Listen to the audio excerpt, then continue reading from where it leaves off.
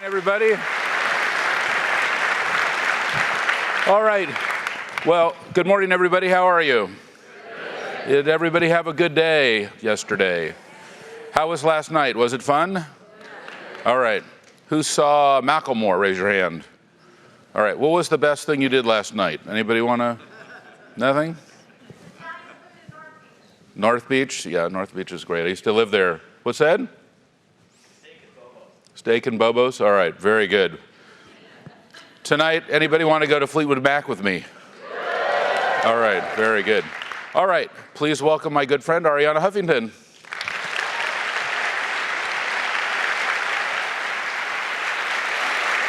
Welcome, Arianna. Great to be here. We're so happy to have Arianna, and Arianna and I bump into each other on a regular basis all over the world. So it's nice to have her at Dreamforce so we can talk about all the things that she is doing in the world. And, Arianna is amazing because not only is she a phenomenal entrepreneur, but she's also a phenomenal visionary, especially in many different areas, not just in journalism. And of course, everybody knows the Huffington Post. How many people have heard of the Huffington Post? Everybody. And her new company, Thrive. How many people have heard of Thrive? Yeah, exciting. And, but in many other areas, including her pioneering work in sleep and meditation and physical health. And this is not your first Dreamforce that you've been at, right? No, Were you here once before, or at least? The first Dreamforce was 2014, when actually I was sitting next to you before you introduced me. And I said to you, Marc, I would like to sit on the cloud stage and have a 5-minute meditation. What do you think? And you said, go for it. So that was kind of my dream always, to sit on a cloud meditating, and we did it. Yeah. We should all be sitting on a cloud meditating. We should be doing it at least a few minutes a day. I agree, absolutely. That's why the Plum Village is great. Yes, yeah. Well, that's, I'll just, tell you that yesterday was obviously a long day for me, probably for everybody. And then around 5 o'clock last night, I ended up down in the bottom of Moscone, I guess it's south. And the monastics, who now, this is their 5th year coming from their monastery, had asked that they could have a little bit more of a structural approach, because every year they're in a slightly different place. We try different places, and they're like, we need like a village, like we have back home. And I'm like, what do you mean a village? I said, well, a village. And I'm like, well, you're gonna have to explain that to me. Well, drawings have started to arrive. We want it to look like this. We want these kind of pictures. And we've tried to bring their energy of where they live, which is near Bordeaux, France, down into Moscone South, and you can, on the Dreamforce app, how many of you have loaded the Dreamforce app on your phones? You can book time with the monastics and learn how to meditate one-on-one, but also you can just go down there, and there's seminars and programs, and I ended up down there, and there was a phenomenal program, and there was incredible healings happening where people, we're all going through life, so trauma that we're all experiencing, issues that we're having, just by sitting and having a quiet moment, I was witnessing some incredible healing. So it was quite a powerful way to end the day yesterday. So I encouraged everyone. In fact, I mentioned Arianna the first thing today. I said, well, make sure you get a chance to go down there. I'm going tomorrow. I said to him, I'm going tomorrow. He said, you should go today too. And, I love that. I love that passion for recognizing that, in fact, when we take that little time to pause, reconnect with ourselves, and recharge, we are actually more effective at everything else we are doing. Everybody here is part of a business. So obviously, you are here to learn how to do this better. But I think what you're not going to get at any other conference is the recognition that you're actually going to be better at work if you take a little time to reconnect with yourself. For me, that's kind of the key message of our times. And it's an uphill battle to make sure everybody recognizes it. That, for me, that's why I left HuffPost to launch Thrive, because I wanted to spend the rest of my life helping people see the data. Here's what is ironic. The data is so clear and unequivocal. Elite athletes, are the first to recognize that recovery is part of peak performance. But for some reason, it's been harder in the fourth industrial revolution for business people to recognize it. And you are helping because you show the connection between enormous success and the recognition that we have an enormous amount of wisdom in us that we need to tap into. Well, one of the nice things that's been, being around you for so many years, Arianna, is, and it's kind of reflected very much in these monastics, that whenever I notice the monastics around, even here at the conference, or there's more than one. They travel together. And I always, why is it that there's always 2 or 3 or 4, whatever it is, or if they're coming to the conference, they have to come as a group. And I'm like, why is that? And they said, well, you know what? It's important to do things together. Yes. It's important to do things together.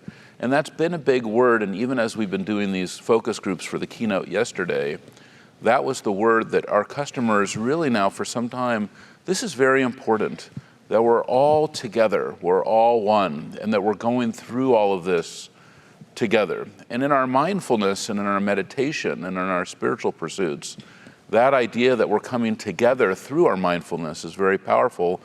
And I think being with you on that journey has been very powerful for me. So how do you feel about that? How do you feel about community as in a relationship to this? I think it's absolutely key. And what is ironic is that when we reconnect with ourselves, that's when community really flourishes.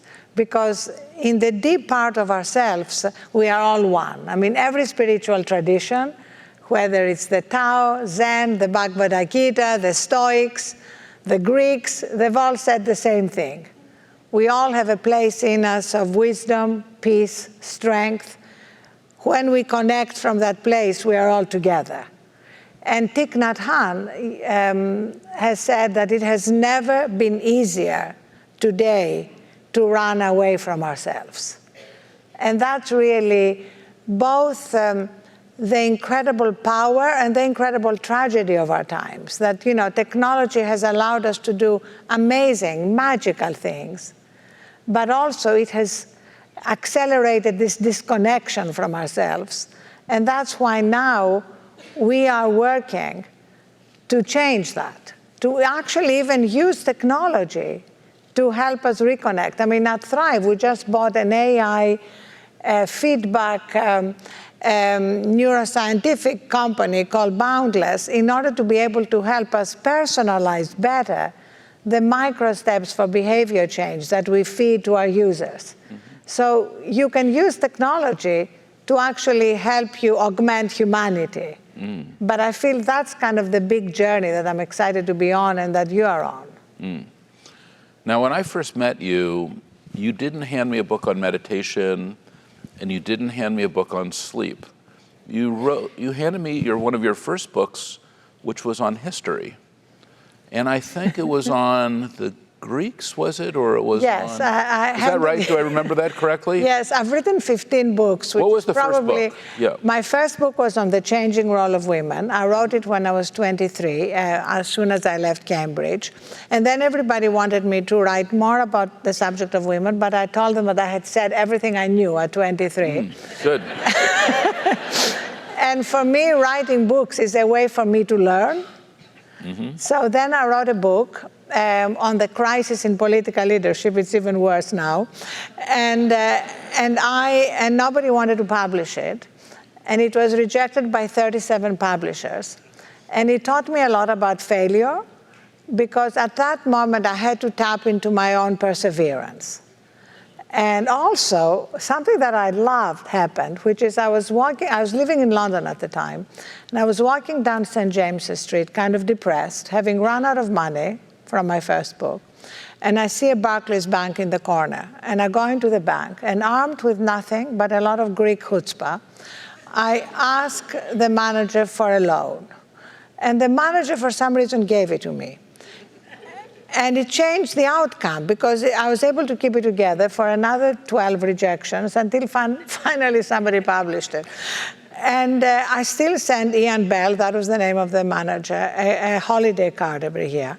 But it reminds me a little bit, in fairy tales, you have a hero or a heroine lost in a dark forest, and then some helpful animals come out to help guide them out of the forest. Well, often in our lives, there are helpful animals disguised as bank managers or whatever to help us through the dark moments. And that leads to one of your favorite words in your book, Marc, which I love, which is trust. Trust is so key in business, in the culture business builds, but also in our personal lives. I fundamentally believe that we live in a benevolent universe, and I trust the universe. Even when things are not going my way, I trust that there is something there that I don't see now, but that's going to become known to me in the future. When you think of trust, what does trust mean to you? Well, it starts with trust in a benevolent universe, which is very different from a lot of modern philosophy that we live in an indifferent universe. I don't believe that. And then in business, it's really the foundation of culture. At Thrive, we believe that culture is a company's immune system. Like every company has viruses. Human behavior, bullying. Despite all the effort on psychological safety, there are people who create psychologically unsafe environments. But if employees trust, then the first thing that happens is they express themselves. The number one cultural value at Thrive is what we call compassionate directness. If people are direct and express, then everything can be resolved. If people sit on resentments and problems without expressing them, that's when they mutate and they affect the overall culture. What's more important to you personally, compassionate directness or trust? I think they're connected. I don't think you can have compassionate directness without trust. So if you had to pick one, what would it be? Well, trust is first. But you know what? Why are you being so binary? Okay. It's not, you're... Because if everything is important, then nothing is important. I know, but at the same time... So we have to choose. We have to be aware of what our hierarchy is. Absolutely, but we also need to move away from a sense that everything is a trade-off. Because often it's not either or, it's and. Right. And I agree with you that trust has to be foundational, because without it, people won't express themselves. But then what does it lead to? What else does trust mean to you? So for me, trust is really the understanding that we have infinite possibilities ahead of us, both individually and as a company or a collective, a community. And it also means recognizing that who we are in the world, no matter how magnificent, is less magnificent than who we are in our essence. And that is an incredible sense of trust. And I think one of the most moving things in your book was the way you describe in detail how you made the decision to ask Keith to be your co-CEO. That is a very profound passage for any leader, because very often what stops people from taking decisions that are best for themselves, for the business, for their biggest impact in the world, is the lack of trust in what is their identity. If your entire identity was, I'm the CEO of Salesforce, you would not have ceded control to someone who now reports to the board and not to you. And that for me is key, because I know far too many people who hate their jobs, but they would never change. They would never take the risk of changing, because then they would lose the title of SVP of this or that, or CEO of this or that. And yet, if you look at our eulogies, I'm kind of a little bit obsessed with death, because I think death teaches us so much about how to live life. And if you look at the eulogies, any eulogy. I feel a book coming on here. A book. Actually, I wrote that book. It's called Thrive. So if you've been to a memorial recently, and we all lost Bernard Tyson, whom we loved and whom I last saw at your Time Health Conference. Yes.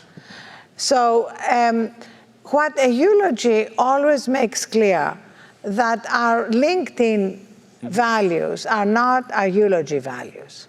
Like, have you ever been to a memorial? You're not mean LinkedIn values like our... I don't mean the like company. LinkedIn. No, we love LinkedIn values. Okay. I mean our resume values are not our eulogy values. Like, have you ever been to a memorial and heard somebody say, you know, George was amazing.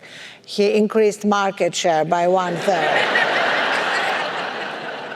I have heard that, actually. You have? I'm amazed. I have heard that. You have? Mm-hmm. That must have been some awful eulogy.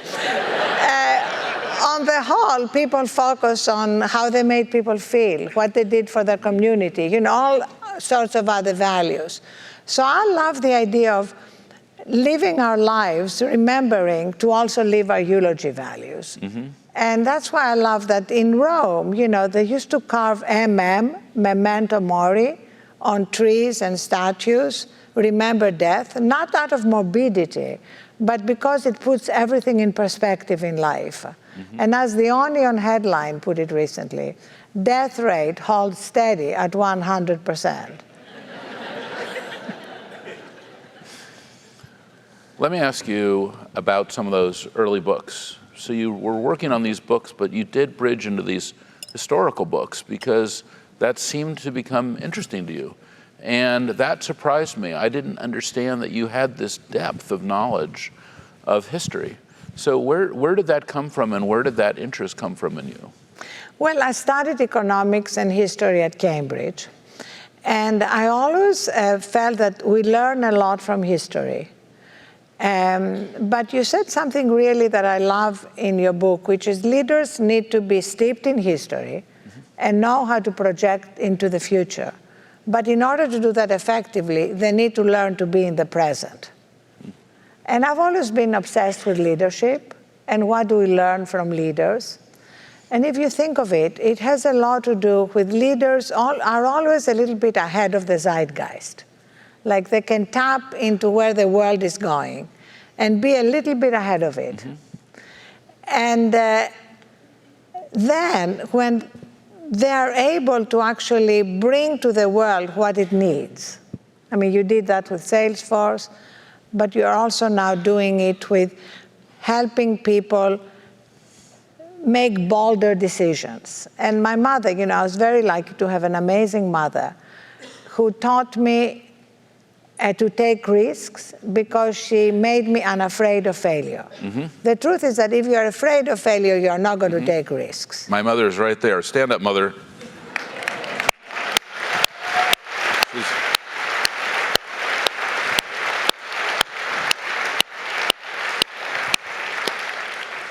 Congratulations. What a son. There we go. She's so happy now.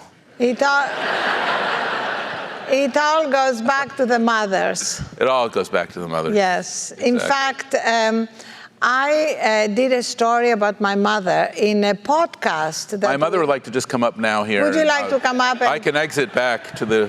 Can you come up and Marc can go back and talk to the monastics and you and I can continue the conversation? That sounds good, actually.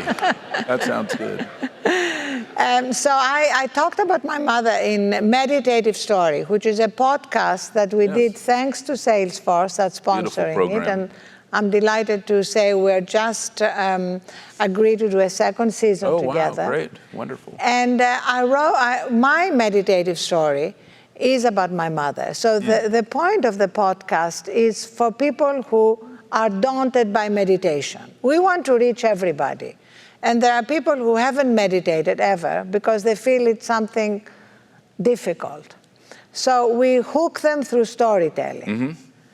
And then we give them mindfulness prompts throughout the storytelling.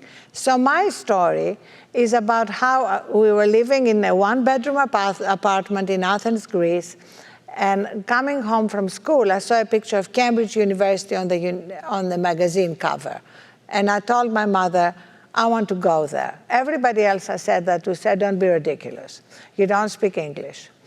We have no money. And it's hard even for English girls to get into Cambridge. My mother said, let's find out how to do it. But at the same time, she made me feel that even if I didn't get in, it didn't matter. Because her whole sense was that life is an adventure. And so if you fail at something, there is something else. And that was her biggest gift to me. And she used to say, failure is not the opposite of success, it's a stepping stone to success. But today, we just released an amazing episode that I'd really love you to hear. I want everybody in the world to hear it because I think it will change how people live their lives. By Keith Yamashita, who was the speechwriter to Steve Jobs, Oprah, Howard Schultz, etc. And he had learned to optimize every second of his life. You know, like many people here in Silicon Valley, you know, like cheating time, multitasking, you know, that whole approach. And the story starts with him being in a dealership about to buy a car and telling the guy, I only have 1 hour, I don't want to haggle, I don't have time, and then I need to do a video conference call. So he buys the car, he goes to do a video conference call in a room they give him. He goes to drink some water while the video call is going, and it drips down his face. Bottom line, he's having a stroke.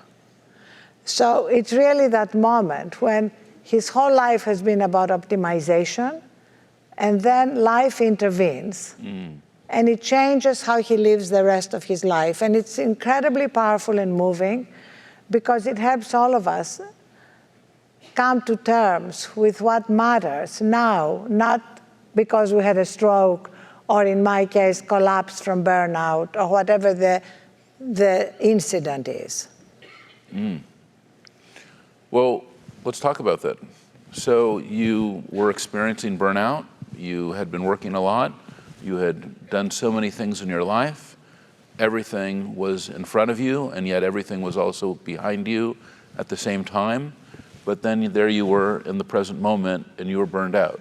What did you do? Well, I actually collapsed, hit my head on my desk, broke my cheekbone. That was 2007, 2 years into building HuffPost, the divorced mother of 2 teenage daughters.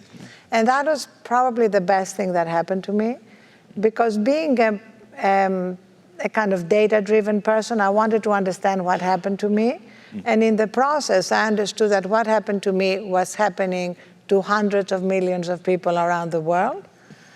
And my doctor actually was a bit of a philosopher, called it civilization's disease, burnout. And that started me covering all these issues at the Huffington Post, writing Thrive, writing The Sleep Revolution, and in 2016, I decided to leave HuffPost to launch Thrive in order to help people not just be aware of these problems, but give them micro steps to change behavior. The key mark now is around behavior. 100 years ago, most people were dying from infectious diseases. Today, it's our behaviors that are killing us. If you include the mental health crisis, 90% of healthcare problems and healthcare costs, 90% are lifestyle and behavior related and stress related. So think of the opportunity. And that's really one of the problems with the Democratic primary debate, if we can talk about politics for a minute, that they're not talking about it. They're only talking about how to pay for disease care. And that's really never going to work. There's never, ever going to be enough money out either in this country or anywhere in the world to arrest the increase in chronic diseases, diabetes, heart disease, stress, mental health problems, without helping people change behavior. So that's really what we do at Thrive. we've built a product, which is a SaaS product, because we only work with enterprises and brands. We don't go directly to consumers. We learned from Salesforce. And the product gives you micro steps to change whatever area of your life you want to start with, whether it's sleep, gratitude, meditation, mindfulness, movement, nutrition. But it also gives you storytelling and new role models to touch your heart and inspire you, so that it really is a combination of data and wisdom. And then we also launched the Thrive Academy, which is 90-minute modules on all these issues. And everything is science-based. That's kind of one of my big obsessions, to redefine the wellness category from being warm and fuzzy to being hardcore and performance-based. Well, I'm very interested, kind of back to 2007, you've had this situation with burnout and you've suffered this trauma. And I'm sure a lot of people who are watching us or who are in the audience, maybe they've had a similar situation or they've experienced burnout.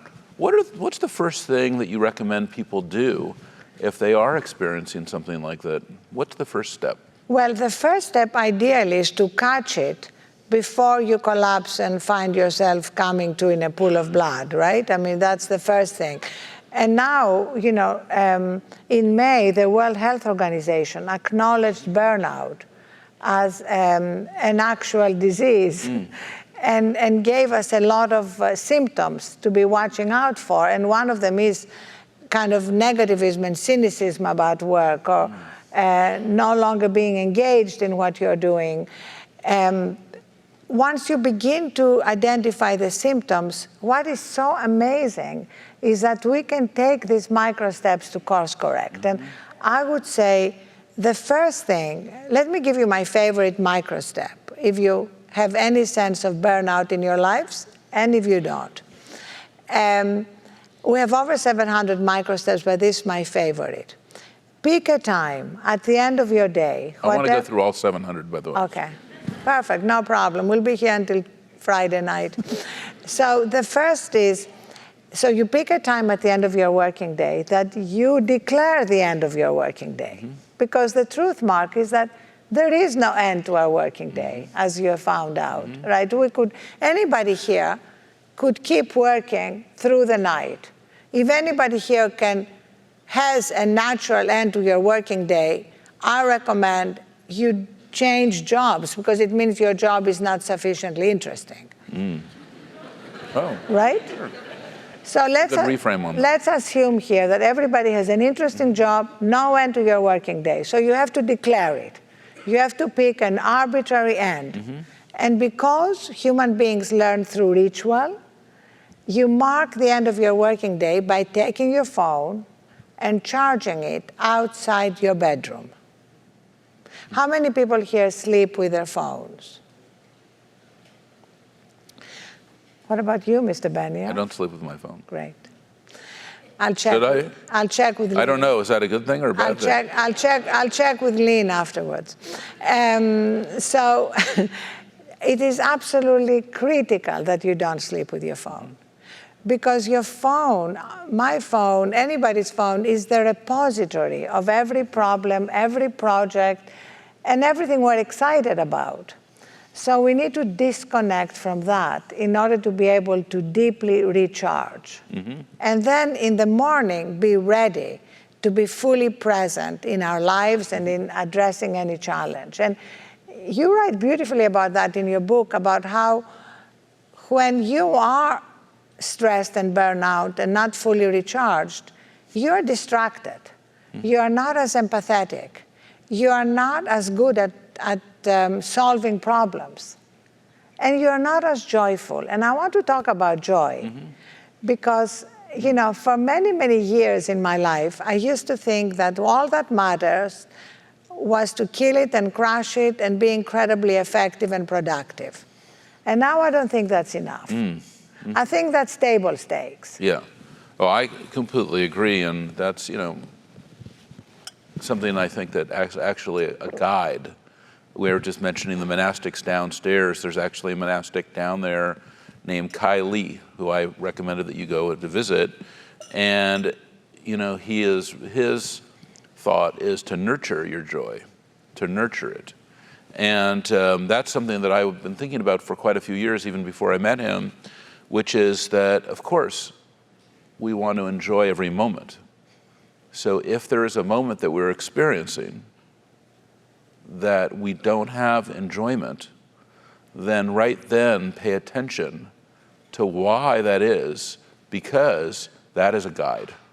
Because if you want to understand how to have more enjoyment in your life, make a list.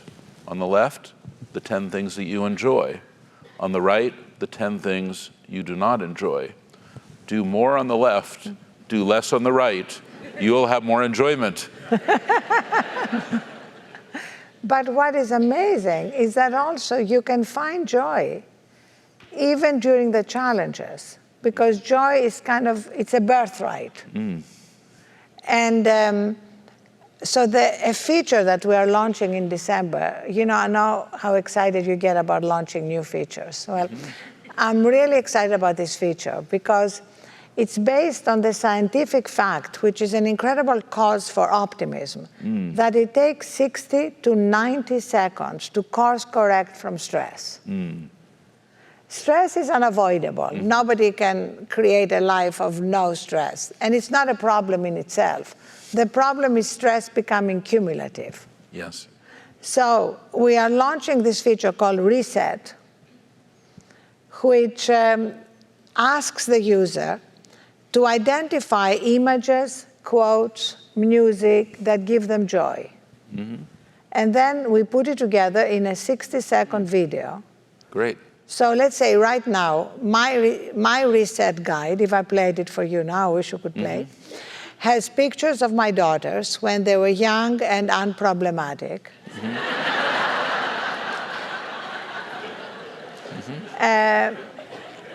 My favorite landscapes, my favorite quotes, including Rumi, live life as though everything is rigged in your favor. And my current favorite song, which I can change and which I do change about every couple of weeks. My current favorite song is Taylor Swift, You Need to Calm Down. So if I'm feeling stressed, I just play it. It's 60 seconds. And what I love about it is that it has amazing applications. Like we are working with Rappi. Rappi is a courier service in Latin America. Their couriers are over 400,000 couriers are incredibly stressed. We are putting Reset on the courier app. So let's say you are stuck in Sao Paulo traffic and you get stressed, you play your guide. And what I love also is that it builds community. Because I want to see your guide, or you want to see your core workers' guides, and share, and kind of remind each other that we have the power to course correct from stress just by pausing and taking literally 1 minute. And think of it, we are going to be using it with call center operators. Microsoft has big operations in Nicaragua, in Vietnam, stressed out, burned out operators.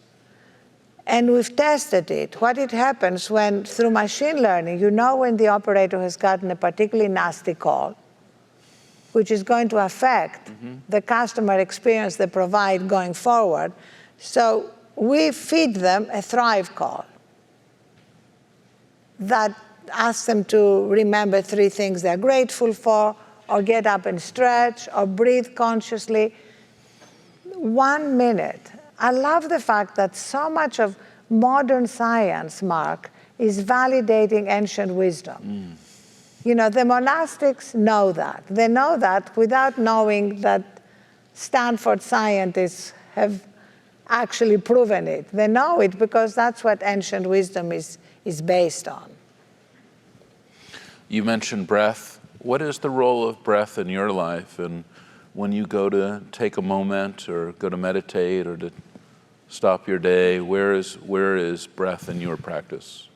breath is huge, of course. In fact, I forgot to mention that Reset has a breathing pacer.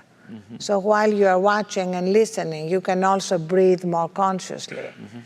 And for me, anytime I'm feeling stressed, just stopping for a second to breathe consciously changes everything. And it may not happen the first time, but we get better and better at it. Or if you can't sleep, to focus on your breathing. You know, inhale and exhale consciously a few times, and you see how everything kind of slows down, and you're able to release some of the stress. Mm-hmm. That's actually my second favorite step, which is in the morning, when you wake up, can you take 1 minute before you go to your phone? Just literally 1 minute. Most people, you know, go to their phone before they're fully conscious, before they have touched the ground with their feet. And you may get a stressful message, and suddenly the cortisol hormone is coursing through your body before you're fully conscious. So you see, these steps are so small. We call them micro steps, too small to fail. Mm-hmm. Because they are kind of the opposite of New Year resolutions, which don't work. Mm-hmm.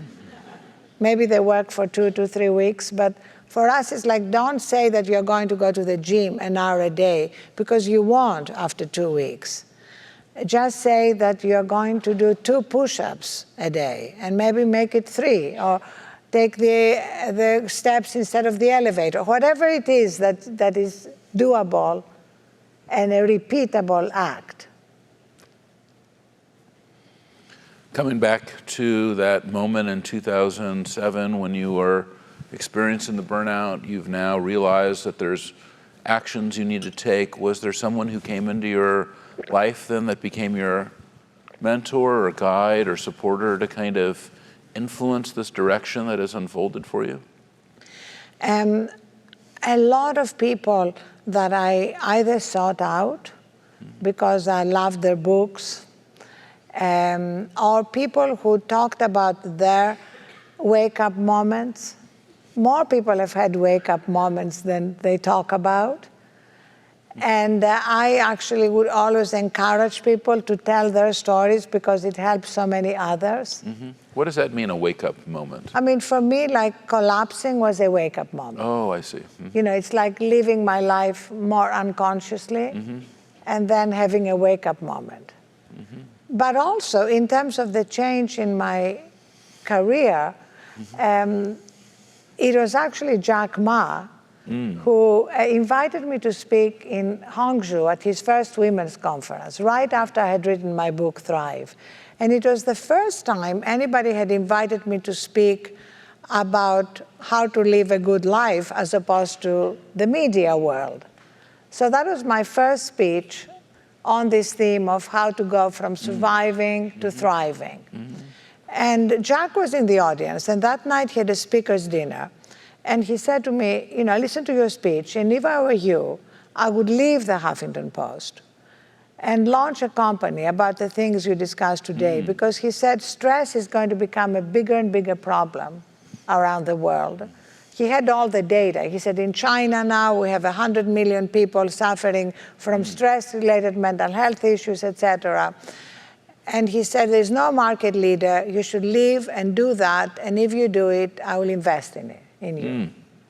At the time, I thought he was crazy because I had no intention of leaving HuffPost. I don't know if you ever could look back and say you had no intention of leaving Oracle, probably at some point, or maybe not.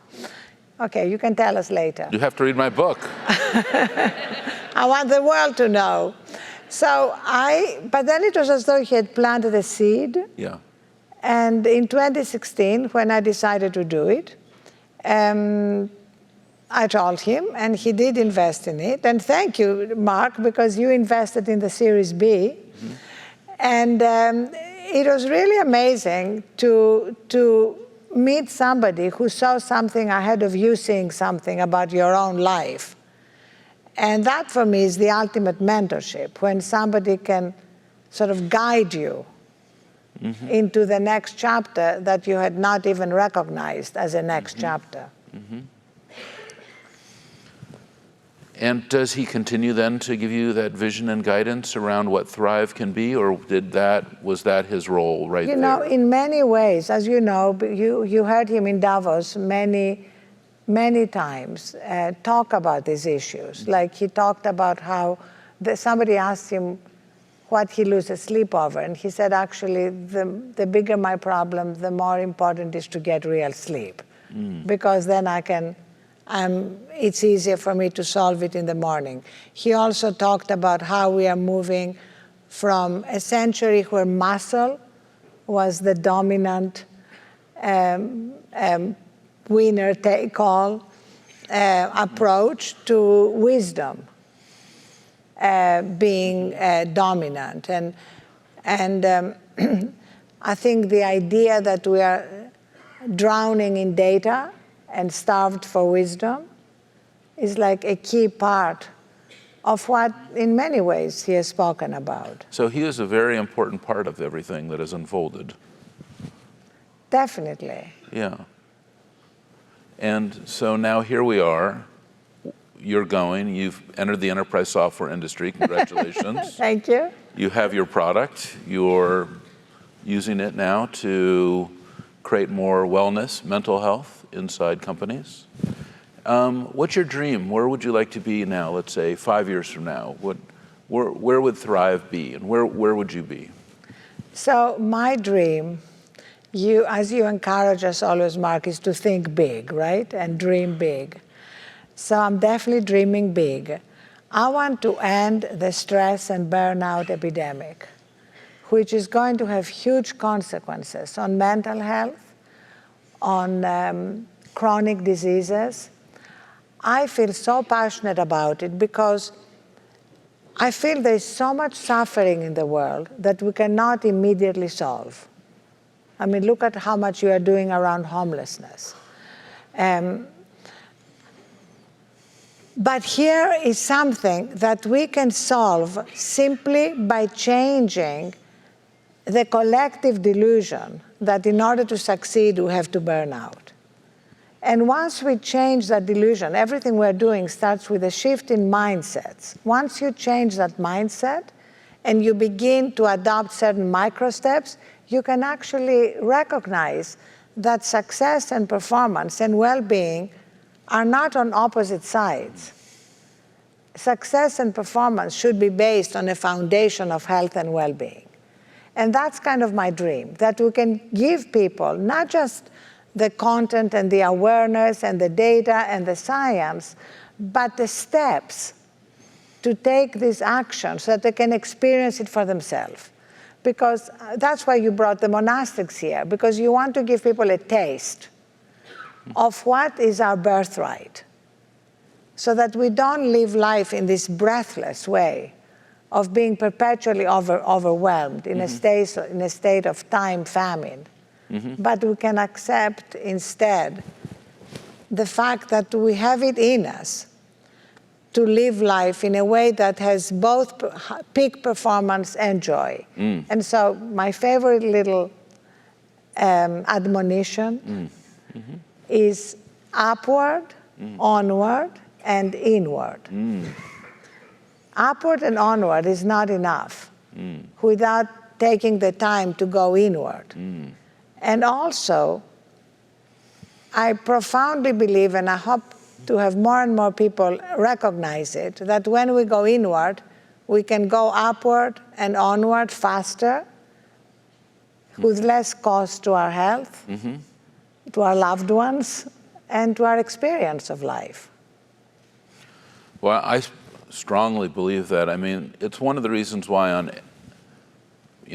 here at the conference, but also every floor of every building that Salesforce has worldwide, the 3 buildings we have here in the city, or Indianapolis, or New York, or Chicago, or London, if you're on a Salesforce floor, you can say, well, where is the meditation room? Yes. And you'll find a room that is set up for you to be able to close the door, and a pillow, and that's it. And you have the ability to take a breath, relax, calm down, reboot, reframe, rethink, and that it's on the floor because it represents that it has to be an integrated part of your life, your work life and your home life. And that's why it's also at the conference, because how could we have a conference without having that if that was actually something we believe? It has to be an integrated part of the program. That yes, there's 2,700 sessions at Dreamforce on all these amazing technologies, but many of those sessions are also on these topics like mental health. And that's something that we have to open ourselves up to and be willing to, as you said, talk about. I think maybe for a long time, some of these topics have been taboo, so that the mind, body, and also that your mental health is part of your physical health. Mm-hmm. So this idea that we can talk about it, we can practice it, we can experience it, that this can be part of what we're doing to, as you say, so beautifully thrive. But also, Marc, what is so important and why you're a trailblazer, to coin a phrase, is that you are saying that from a foundation of enormous success. And that is very important because people need to be given permission to recognize that you can both succeed and achieve all your dreams, and that in fact it's going to be easier and more sustainable if you take the time to pause, reflect, go inward. Yes. And that's why we need to collect these stories. And yes. I just really would love everyone here to share your story. You know, at Thrive, the media platform, we collect these stories. It could be stories of burnout or stories of what you do to help you achieve sustainable success. And I'm going to make it very easy for you. I'll give you my email address. You can send it to me. Great. And then we'll give you a password, and you can post anytime you want. ah@thriveglobal.com. And share your stories. We can also put you on meditative story. The great Salesforce team, Stephanie Buscemi and Christina Jones, and their teams are here and working with us on collecting these stories and sharing them with the world, because that's how we're going to accelerate the shift. Yeah, I think that if people hear that this is something that they can cultivate and practice, and that some of the basic ideas like breath, it turns out a lot of us are already breathing, so that's very good news. And then how to actually be able to cultivate our breath to become more mindful, and that it will increase our mental health. That's a very powerful thought. And then to actually meet people who are de facto experts almost in this is, I think, so interesting that they exist and that they can help guide us. And then there's people like yourself who have linked that to even business. You know, like I have several apps on my phone that are meditation apps. Even my watch that I wear, like this one that you have, there's a button where it turns into a meditation mode. So I think that when I first started meditating, which was back in 1992, that I would never have thought that the technology would be augmenting or training or extending that. You know, that the things that I was hearing I thought were quite different and unusual, you know, not mainstream. I don't think I could have imagined that there would be a day that, you know, we would be on a stage like this, speaking to an audience here in the room and online about the importance of cultivating their mental health and to avoiding, like you said beautifully, burnout, but also to be able to listen to your voice inside, just like you did, as well as Jack Ma's voice, to direct your future and to find the steps to go forward. And you know, you had this great conversation with Tim Cook yesterday, and he has been very instrumental in that shift at Apple towards encouraging people's health. And, breathe is a feature of the watch.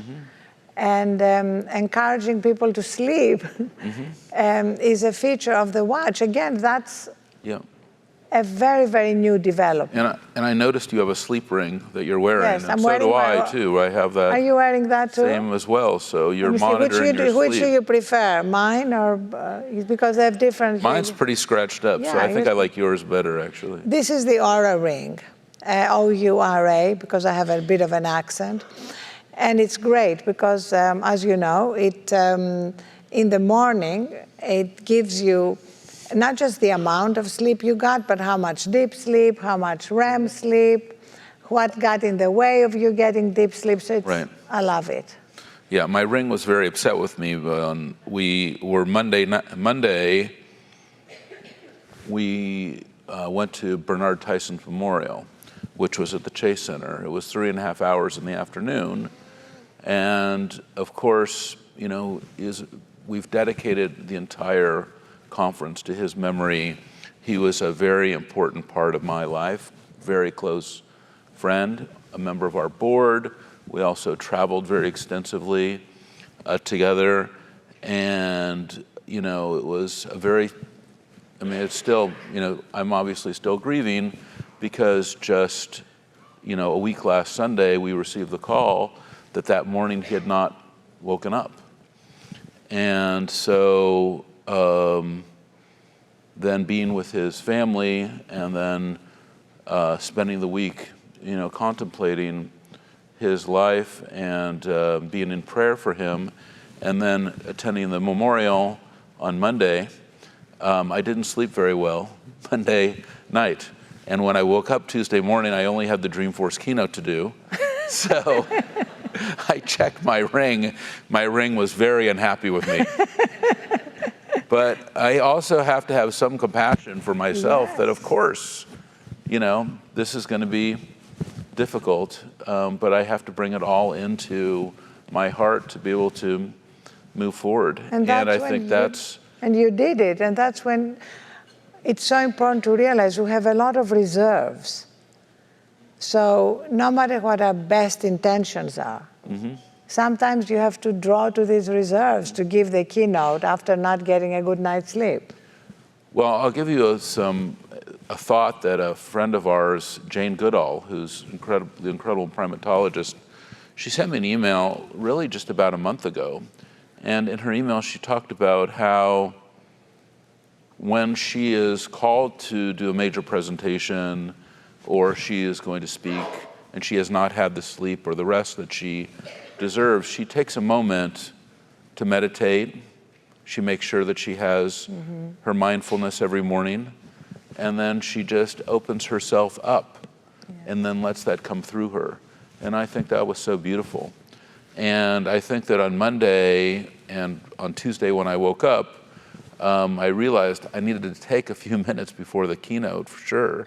And even this morning, I need to take half an hour to be able to sit and collect my thoughts and come back, because how else will I be able to give back today, and also to be able to open up, to be able to listen, to be able to have an interview with you or the ones we did yesterday with the CEO of Gucci or the CEO of Apple, Tim Cook, that you mentioned, or the keynote. And I think that this is something that we can all do.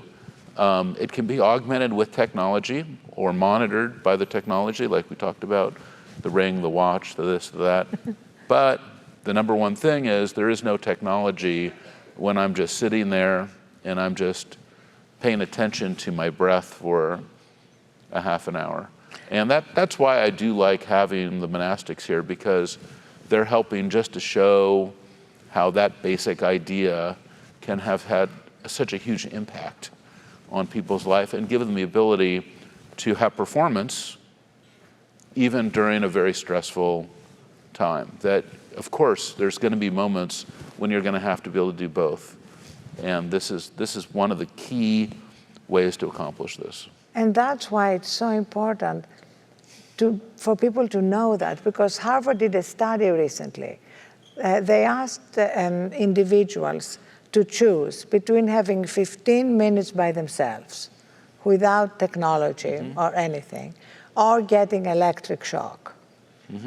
And 67% of the men chose electric shock. Among the women, high women in the room, 25% chose electric shock.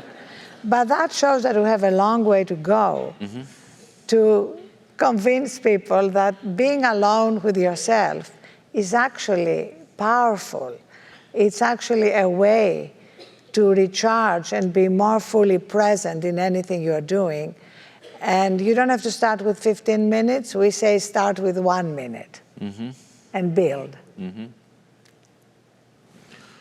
What are some of the other things that you think are useful techniques that we can bring out of our tool chest that help us during stressful times? So another thing, and it's particularly important, let's say if you had a day like the day you had with Bernard Tyson's memorial, is to create a transition to sleep. Because very often we don't have a transition to sleep. Like most people, literally, there's data here, are on their phone until the last moment handling texts, emails. They put their phone on their nightstand, turn off their light. And they fall asleep because they're physically exhausted.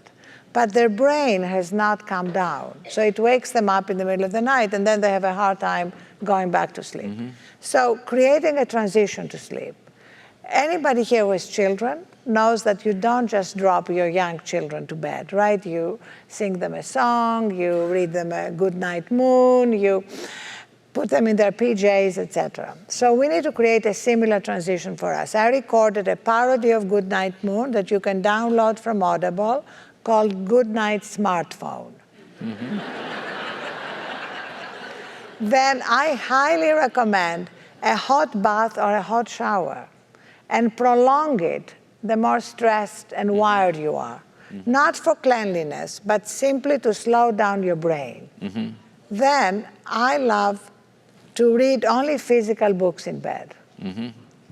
And nothing to do with work, like philosophy, poetry, read the monastics. I love reading Thich Nhat Hanh.